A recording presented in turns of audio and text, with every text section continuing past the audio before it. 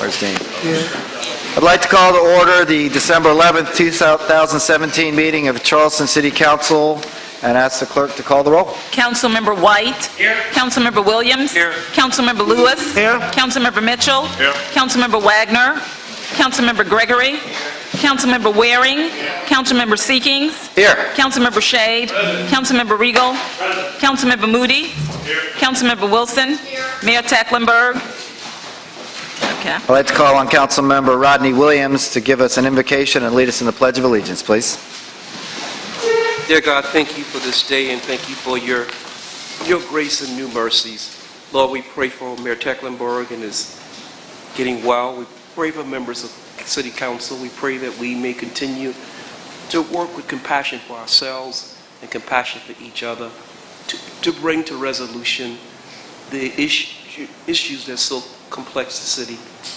Lord, we pray for the men and women who will be coming in January. We pray that you would give them your grace and your mercy, that they can continue to work together to solve the problems of our city. Thank you in Jesus' name, amen. Amen.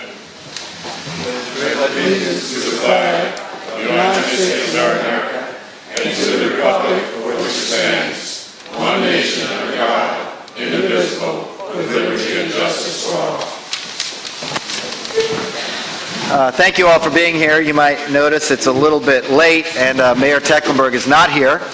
He's under the weather. He was working hard with us this afternoon, including an executive session, but he's well aware of the proceedings that are going on.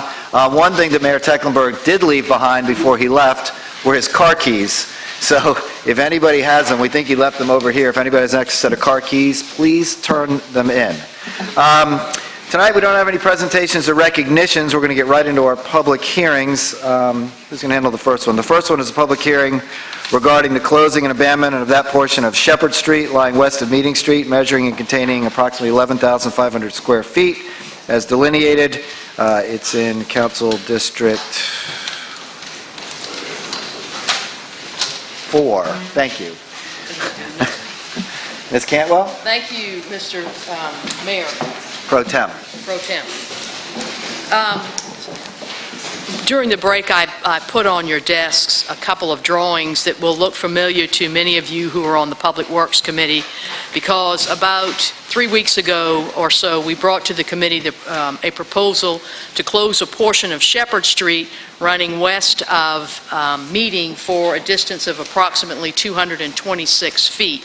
And the purpose of the public hearing tonight is to get comments from the public or anybody who's interested in this endeavor. I'm not asking you to take action tonight, but I do want to have the public hearing because that's a step in the process. What is happening, if you will, well, I guess I need to stay in front of the microphone, but the black and white sheet that I have on your that I put on your desk shows the portion of Shepherd Street that we're proposing to be closed. The property on the south side of Shepherd Street is all owned by one entity, and that has under contract, if not in the process of closing as we speak, the SCDOT parcel that abuts this portion of Shepherd Street to the north. So at the end of the day, when the closings occurs, one property owner will own both sides of Shepherd Street. And that property owner is combining a number of lots in this area of the city for a development. So there will be erasures of lot lines, moving of houses on Shepherd Street, so that they're not going to be demolished, they're going to be moved. The color drawing that I placed on your desk is the DOT parcel that abuts Shepherd Street to the north. This is the parcel that is under contract to be purchased by the developer. The area in green on this drawing will be improved as a linear park by the developer and conveyed to the city probably at the end of his development coming online. In accordance with procedure of public service, a number of utility companies and the department heads were asked to comment. We had a comment from the fire department rightfully raising the issue of whether or not it would be able to service the two houses that are now on Shepherd Street and the warehouse. Since they're all under the control of this one developer, that will not be an issue. Those houses will be moved and those lot lines erased. There is an issue with SCE&G. They have a switchgear box. I don't pretend to really know what that is, but the owner that's been negotiating to buy that SCE&G parcel is aware of it and has been working with SCE&G and knows that that will be dealt with as and when private development comes forward. And finally, the real reason I'm asking that you not take action tonight is that there is a CPW gravity main and water line down this portion of Shepherd Street, undoubtedly to serve the houses that were there and perhaps the warehouse.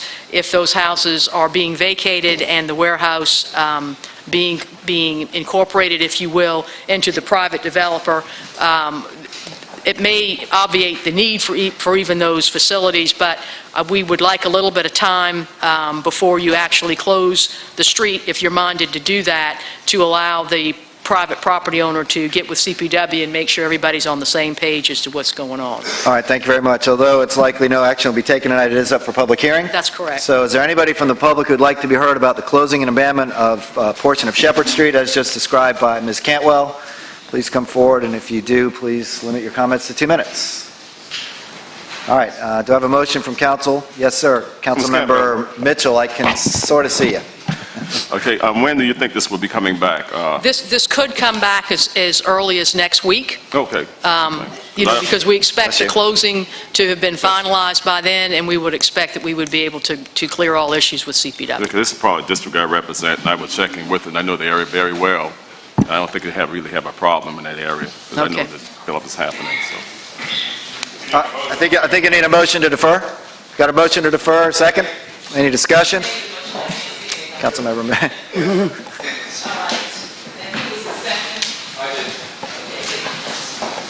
Councilmember Shade, any discussion? All in favor? Opposed? The ayes have it. Can I have a motion to combine numbers 2, 3, 4, and 5 for public hearing, which is our accommodations Second. budget and our, any discussion? All in favor? All right. Opposed? The ayes have it. All right, so next for our public hearing is an ordinance providing for the distribution of funds for fiscal year 2017 generated by our municipal accommodations fee, an ordinance providing for the distribution of funds for fiscal year 2018 generated by the municipal accommodations fee, an ordinance to make appropriations to meet the liabilities of the City of Charleston for the fiscal year ending December 31st, 2018, that's our budget, and then an ordinance to raise funds for the fiscal year ending December 31st, 2018, and to meet the appropriation of $210,305,555 authorized by yet to be determined ordinance and ratified December of 2017. Move for approval. Move for We need to have approval a- as amended. As amended. All right, well, we need to have a public hearing before we get anywhere. So would anybody like to be heard on any matter regarding the accommodations tax budget, the city budget, or our amendment of the budget?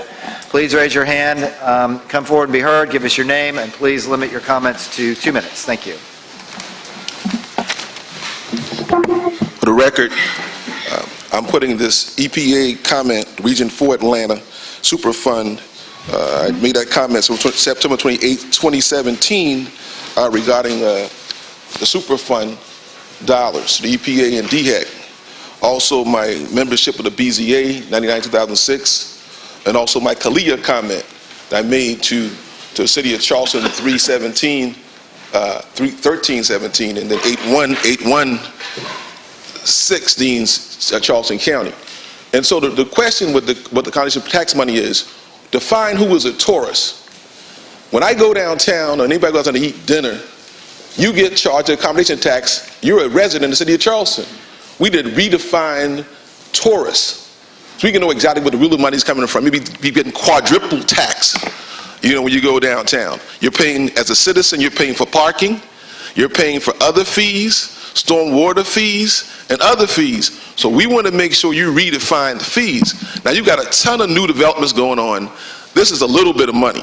Either the state General Assembly gets on this and redefining what you can charge the new developers to put more money in these coffers. That's the bottom line for me in terms of that. And also, when people are in public safety, defining citizens in this budget's speech. My speech was defined as hate speech. I went to homegrown service, a family member of mine, walked out of church, and they said, you know what, your speech is hate speech. I told them, read the 13th Amendment, read the first right to deny Congress, read the other person's person, and you tell me what that is. I didn't develop a conceptualization of racism. It was developed here in Charleston. So no one's going to ever say that I am hateful in any kind of way. Who shaped hate? Not me, you did. Okay? So go find a new epithet. Thank you. Thank you very much. Anybody else like to be heard on either our accommodations tax or general fund budget? The matter's now before council. I do think, fellow members of council, that we probably ought to take up each one individually for vote because there were some amendments along the way. So we'll begin with E2, which is an ordinance providing for the distribution of funds for the 2017 municipal tax As fee. amended now, as amended. As amendment. I need a motion. Hey, it was Councilmember Gregory who was the second. I'll Thank second. you. Second. All right, for discussion, Councilmember Moody. My question, do we need to go back through and cite what the amendments were on each one of these, or do you have those, Madam? We don't have to do Have those. They came through Ways and Means. I think they're As approved and made, Motion as approved. ways and means. as amended and Ways and Means Committee. as amended and approved at Ways and Means after exhaustive and extensive discussion. All right, so the first is the 2017 ATAX amendments. Sorry. Sorry, municipal. That's right, municipal didn't have an amendment. All right, so We haven't voted yet. we have a motion, we have a second. Yeah.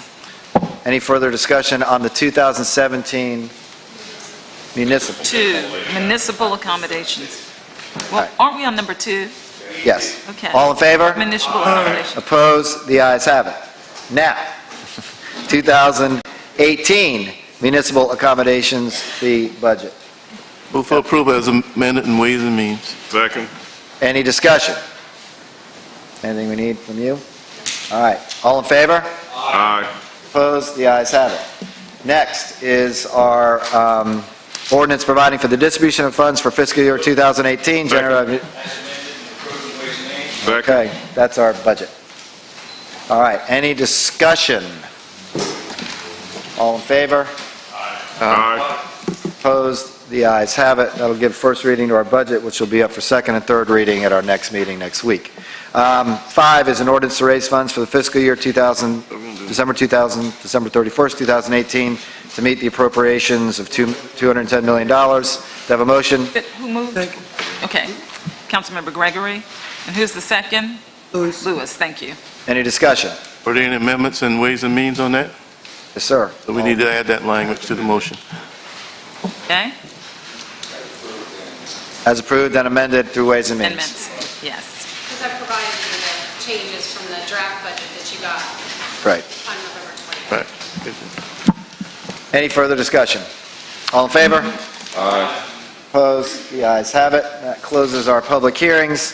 Next is approval of city council minutes, November 13th, Second. 2017. Yes, just November 13th. Councilmember White, followed by Councilmember Mitchell, okay? Any discussion?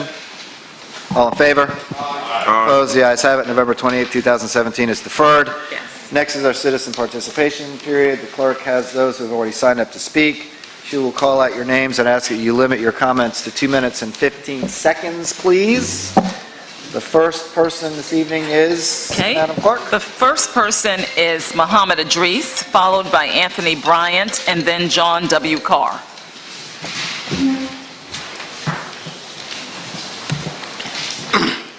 Evening.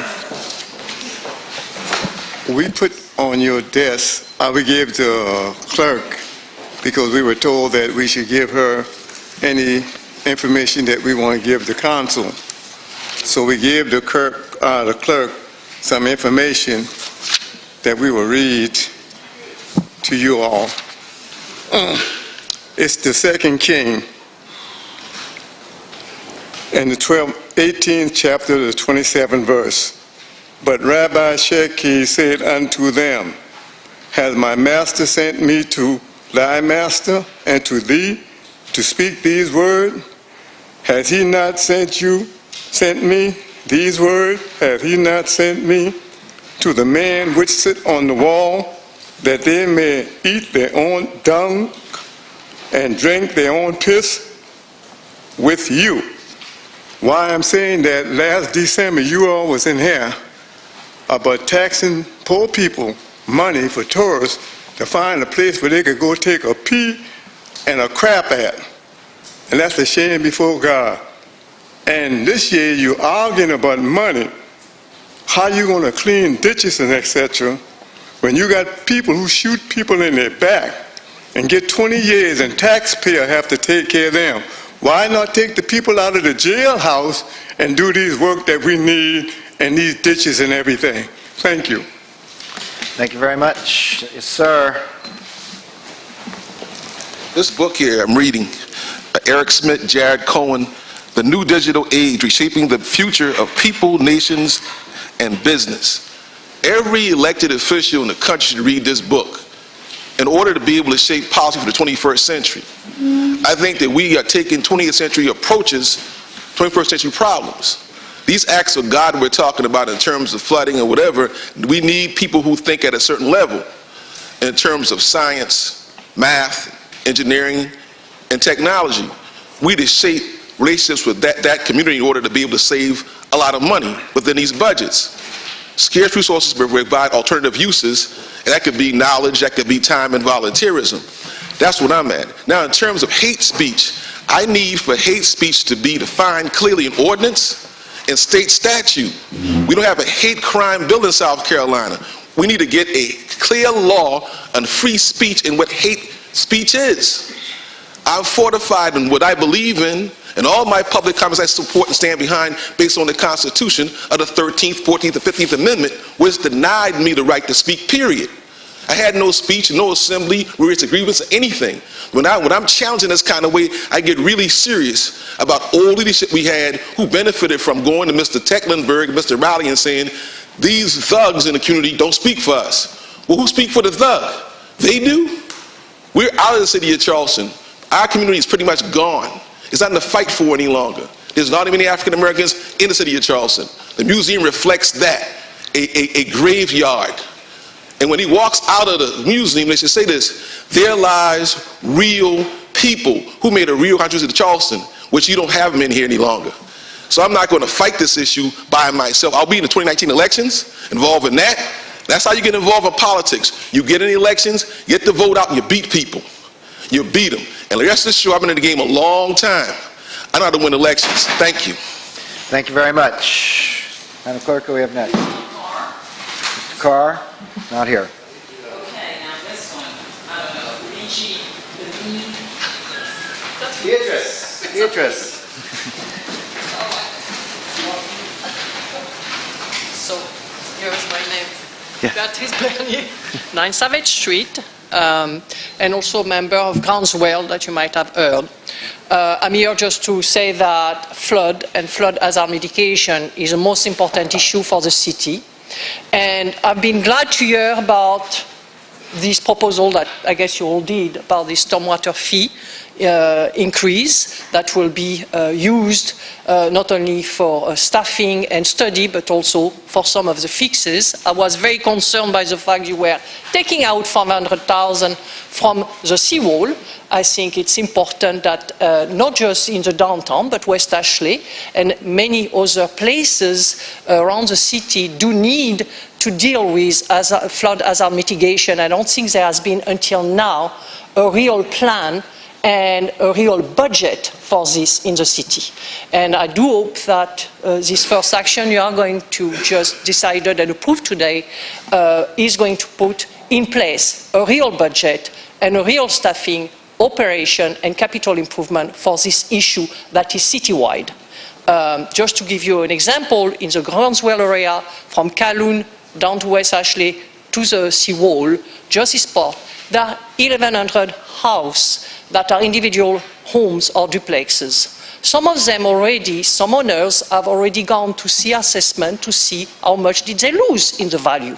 Some houses have been already put on the market as is. We can see on some of them 25% value down. If you are taking and just making a calculation, looking at the residency property tax for 4%, and a proportion would be the 6%, you are going to lose about 2 million if everybody was going to do this exercise, about 2 million in property taxes. So I think it's good that you are increasing, because if you do not do anything, it will be not just this part, but it's going to be the Church Creek Basin, and you have seen already that you have paid for Shadow Moss 25%, the other said even 5% FEMA. FEMA is not going to have any money, or very few, for any mitigation in the future, and we don't even know what the federal government is going to give. Time. And I think that's that. Thank you very much.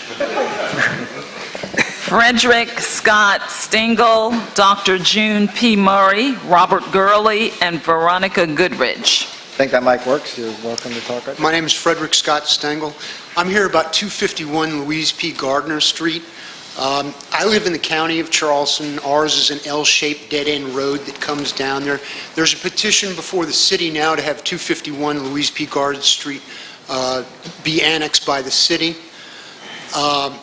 Right now, I'm here because just last week, before the Ways and Means Committee, it was first proposed, and I noticed tonight that the second reading of it has been deferred tonight.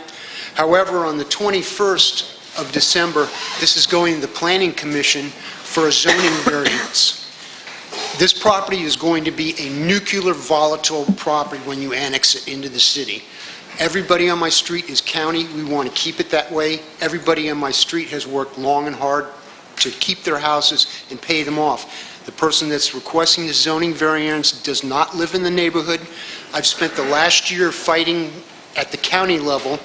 He put in a detached garage and put the building permits at the back of the property where no one could read them. I had to file Freedom of Information Act to find out anything what was going on there. By the time I did, the second story was being added to this detached garage. We fought it in the county. The county ruled that he could have an office in a residential neighborhood.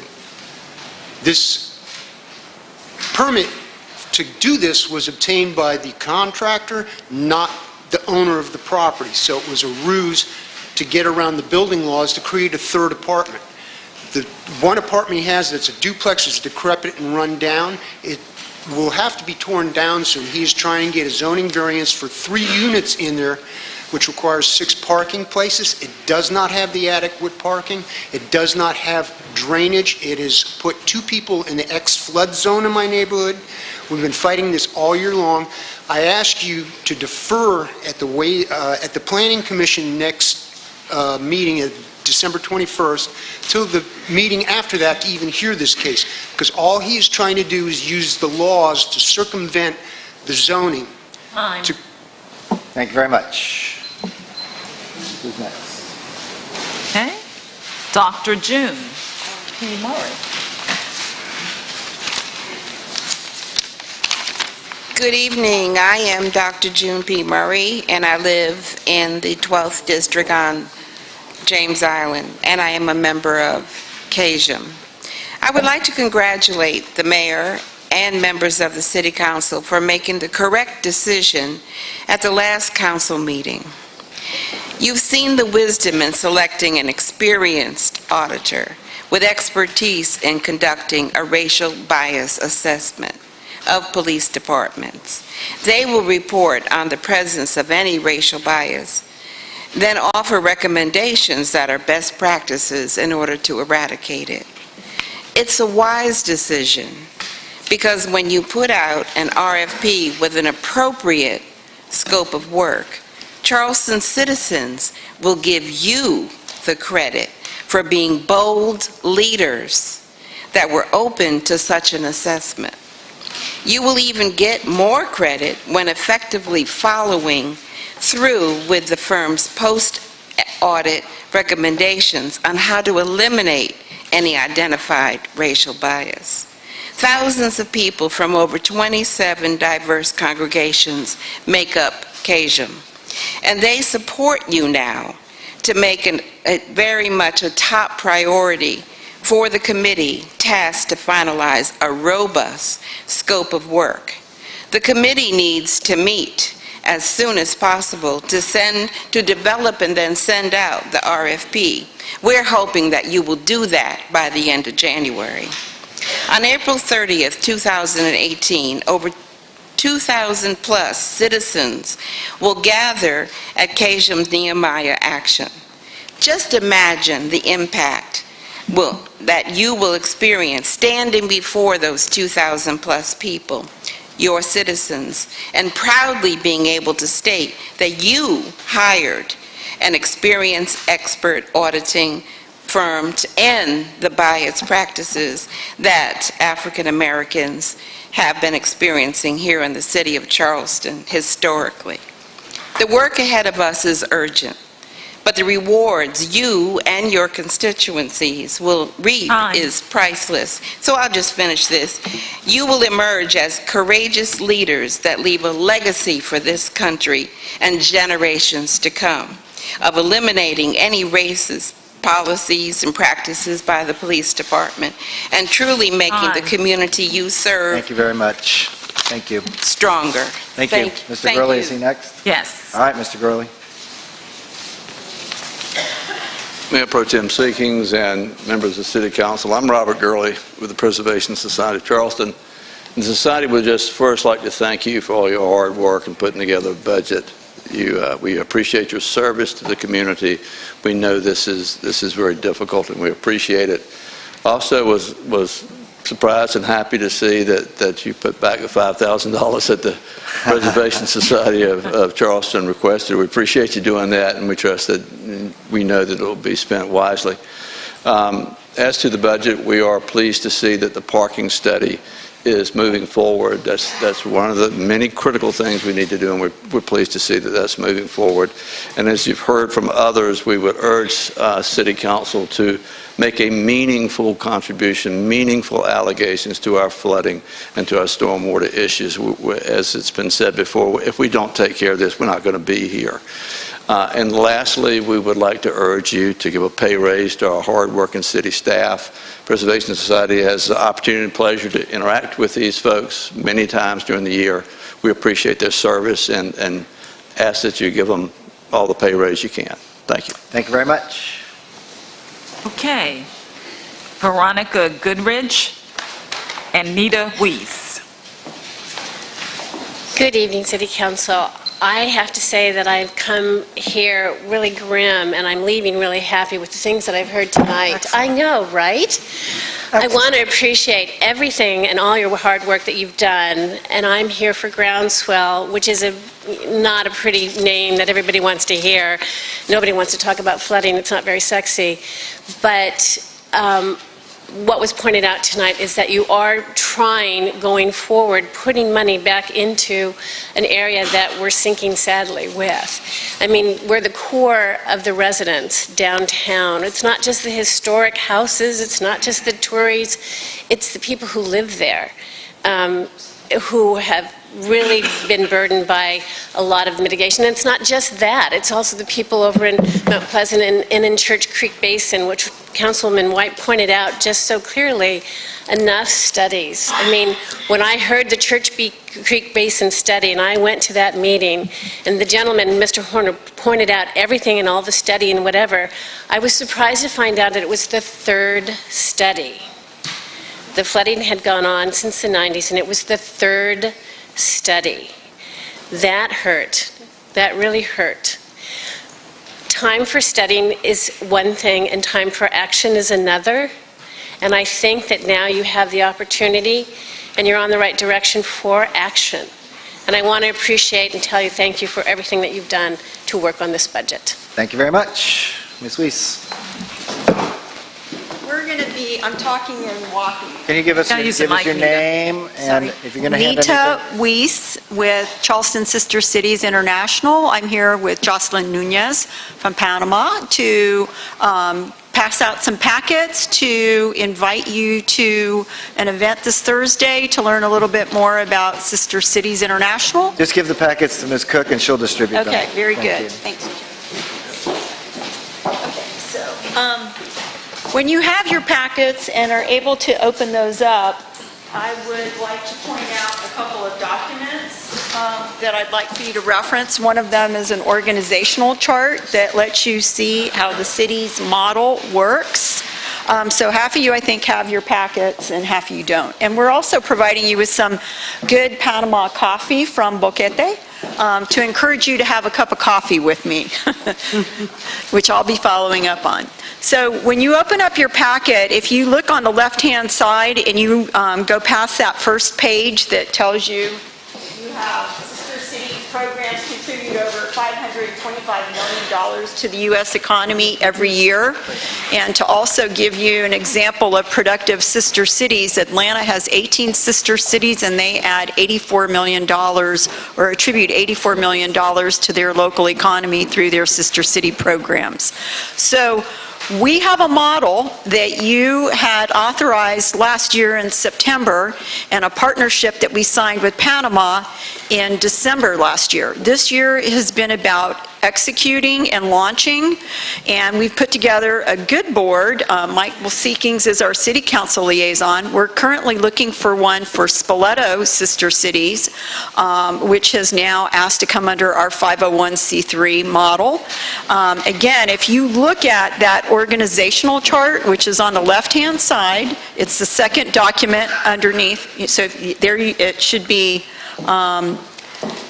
to your left, and so you see Mayor Tecklenburg's the honorary chair. Then you see a row of city council members. So we're populating those city council members with also continents and hemispheres globally. So India, Africa, China.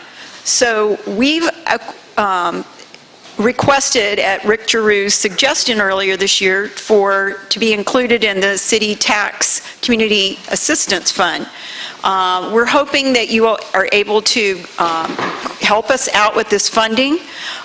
We are based on Fort Worth, that Mayor Riley had agreed and Mayor Tecklenburg had also endorsed. So with that, I'll leave it at that and hope to see you here for a cup of coffee in the next couple of weeks or New Year. Thank you very so much. All right, I think, is that it? That is the conclusion of our citizen participation period. Next, committee reports. First one comes to me, Committee on Traffic and Transportation. We had a presentation today from ABM Parking Services. We amended Chapter 19 of our city code, Section 270, to make it so you don't have to have a mortgage to get a parking permit.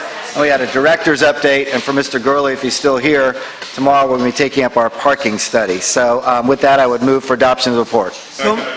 Any discussion? Yeah, Mr. Chair. Yes, sir. Could you all share some of the discussion you all had with, is it ABM? Yeah, happy to do so, and I've let Councilmember Lewis chime in. ABM was actually not there. We had discussions with our staff about the contract, the duration of the contract, about automation, about the contract going forward. So the contract is a 5-year contract, which has, amazingly, an automatic 2-year renewal unless we give them notice. Then it's only a 1-year renewal. We're going to be dealing with that. That'll be coming back to council through TNT.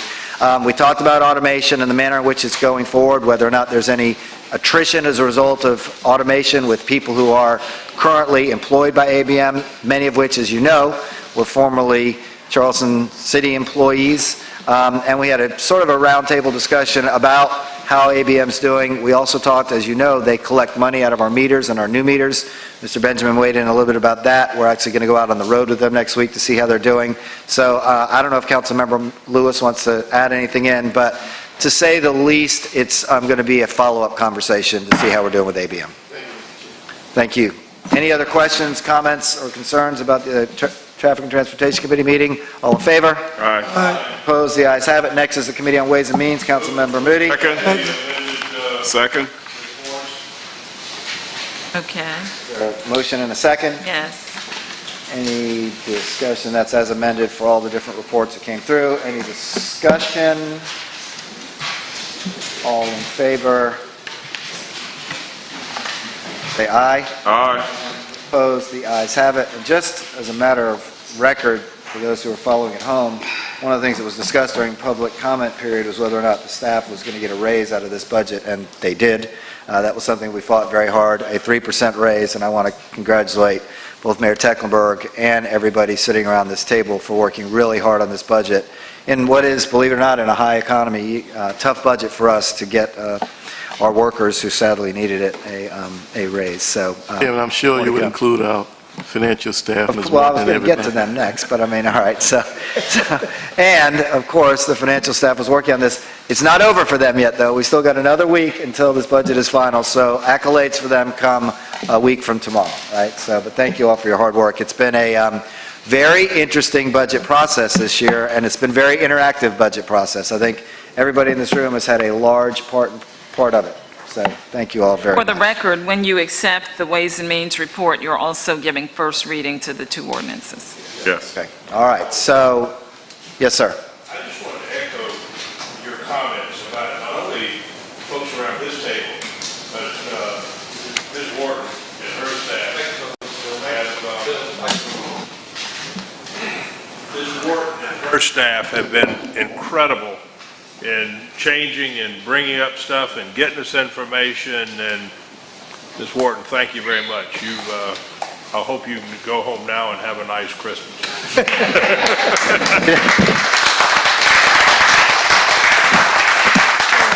I couldn't agree with you more, but she's got one more meeting between now and then, so. Anybody else steps up, I'm going to shoot them. And you're not allowed to walk out the door yet. I mean, you got your coat in your hand. meant that I turned around to them and said, look it, we get to have Christmas this year. This is awesome. Yeah. All right, have we voted? No. All right, all in favor? Aye. Opposed? The ayes have it. Next, bills. So before you get to those readings, I just want to point out that I'm sure you received lots of emails from various constituents about the overlay and things. But I got two because they wanted me to put them on your desk. One was from Mr. Brantley, and you should have a copy of that letter on your desk. And the other one is from Adam Hires. And that one should be on your desk, too. It deals with the animal concern. Right, we got them. All right, anybody need any more letters from anybody? Just for the record, so they know that I gave them to you. All right, next is bills up for third reading. This is, Second. any discussion? All in favor? Aye. Opposed? The ayes have it. Third So reading. now, third reading, name change of bill to ordinance and So moved. engrossed for ratification. I think we already motioned a second. Because it's third reading, right? It was just a third reading, so now it just goes from bill to ordinance. K1, motion ratified. I think we've had a motion, we've had a second, we've had a favorable vote. Just double check, all in favor? Ratified twice, all right, excellent. Double ratification, which, by the way, it's very appropriate for that bill because we've been working on it for a long time. So double ratified, no one tried to do anything to that now for a while, all right? Let's leave that alone. Next bill's up for second reading. You can, K1 through 7. We have a motion to take K1 through 7. Do I have a second? Wait, L. L1 through 7. L1 through 7. I mean L1. I look at the K. All right, so this is a motion to combine those for motion and discussion. All in favor to combine 1 through 7?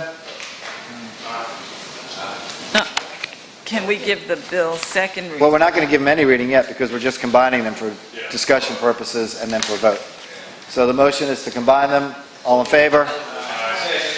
Opposed? The ayes have it. All right, now, up for second reading are bills L1 through 7. Any for opposing? Any discussion?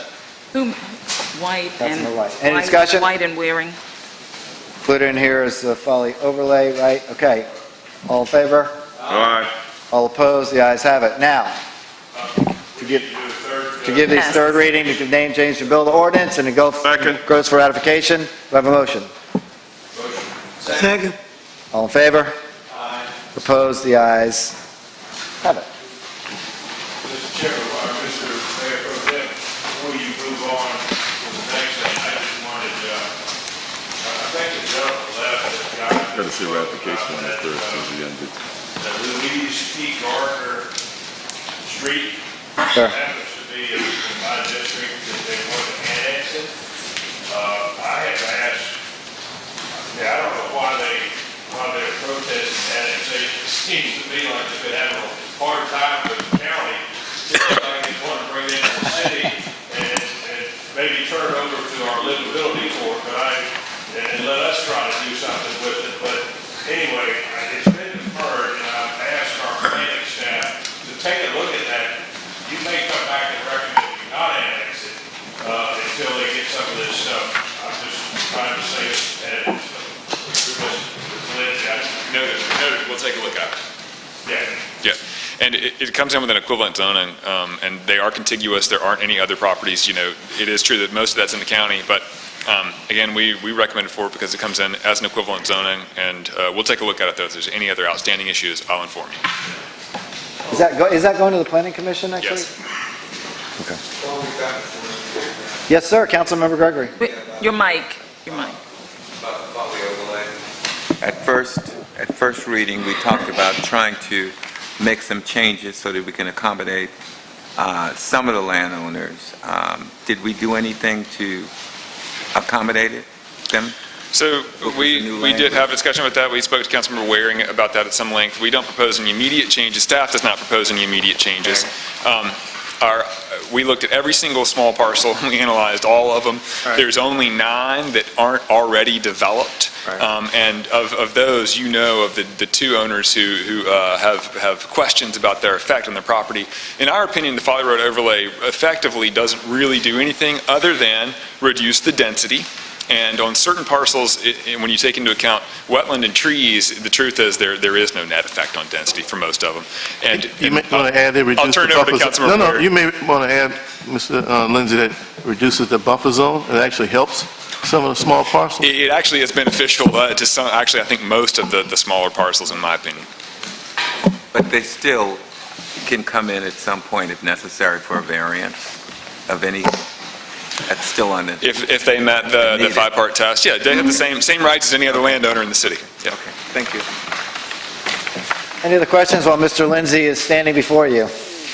Get him while he's hot. All right. I think now bills up for first reading. We have 1 bill up for first reading. Second. Any discussion? Yes, ma'am. Councilmember Gregory, I know this is in your district. What was this property zoned in the county? In the county, it was, neighborhood. Jacob, do you happen to know? Neighborhood commercial. It was neighborhood commercial. It was neighborhood commercial, Upzoning. so it is or it is not? Because it was neighborhood commercial Okay, in the okay. county. That was my question. I couldn't remember the zoning, and that I couldn't remember whether it was That's a correct. lateral zoning or It whether is. it was an It's upzoning. equivalent. It's an equivalent zoning. Do we have any kind of idea what's going on here? I do not. I've not had any conversations with the owner.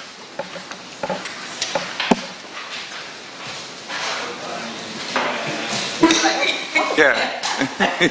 Well, and this is a piece of property that is annexing in Right. to the Folly overlay, and it's a TMS that we have included in the Folly overlay, and I do have, I think actually somebody can tell you a bit more. I know a little bit about it. Ask and ye shall receive. There you go.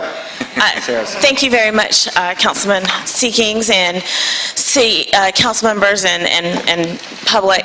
First of all, this is a parcel that's about 10 acres, and as you know, it's in this part of the city, and so really we'll be concentrating on Highland. One thing that we've been in discussions with the city for about a year, and during this process, we have recognized the fact that James Island is a sensitive area and a sensitive community, and we want to sensitively work on this project and make sure that we provide a type of housing product that will be owner-occupied, single families, and really enhance this particular part of the town, part of James Island. But more specifically, one of the reasons why we want to annex into the city is because of the fact that it has a very strong workforce housing community development department. And with the Folly Road overlay, because there is a culling back of density, but there's also a density bonus for workforce housing, we believe we're going to be able to add to the workforce density dynamic of James Island and be able to provide ample amount of workforce housing for people between 120% area median income and 80% area median income on this tract of land. And so we believe that our project and our zoning, what we're requesting is limited business, subject to the Folly Road overlay, which is in accordance to where this property is currently zoned, is Folly Road overlay in the county. It will be equal in pairing to what we are in the county, but because of the fact that this has an affordable workforce housing component in the Folly Road, which is ahead of the curve in some respects to the other overlays that the town and the county have adopted, that we're going to be able to provide affordable housing. And that's one focus that we have been working on very rigorously for the past six months in making sure that we can get into the city and provide that for this part of the city. Any other questions? Oh, we have Ms. Harrison here. And interestingly, in footnote 1, this piece of property is right next door to Mr. Wilson's property. So it's going to be walkable to restaurants and commercial activities, which is something that's been a very important part of the Folly Road overlay, as well as the Rethink Folly Road plan. Excellent. All right, we had a motion, a second, I do believe. All in favor? Aye. Opposed? The ayes have it. Unless there is anything else for the, oh, look at that. Well, unless there's anything else for the common good, give it the boom. We are adjourned. Thank you all very much.